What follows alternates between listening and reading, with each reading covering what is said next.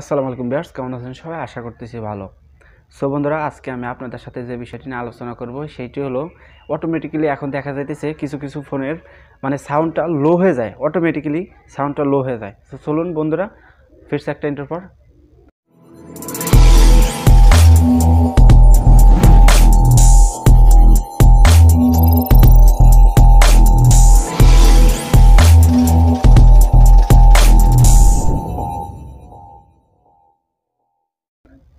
Welcome back বন্ধুরা, ফিরে এলাম ইন্ট্রোর পর। এখন আমি আপনাদের সাথে শেয়ার করব এই বিষয়গুলো কেন হয় অটোমেটিক্যালি।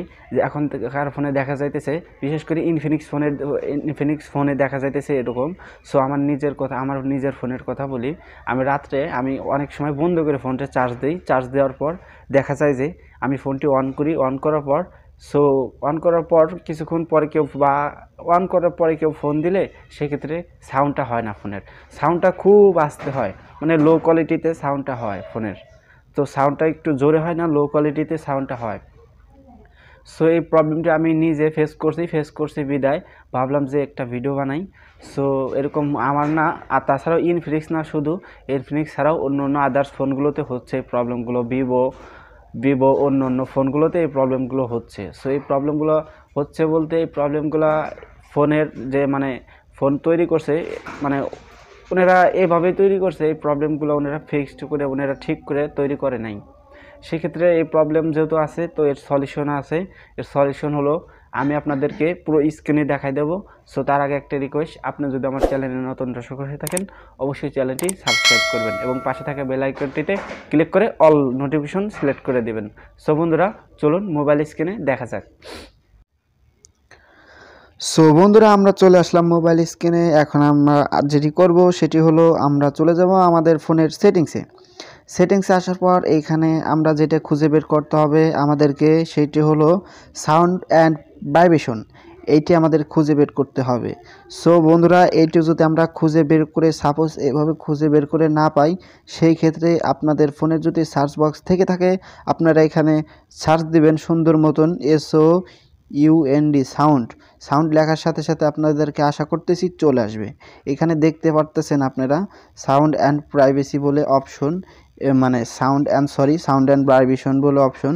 এখানে আপনারা ক্লিক করবেন। ক্লিক করার পর যেটি একটু স্ক্রল করে নিচে চলে আসবেন। দেখুন এখানে রিংটোন ভলিউম।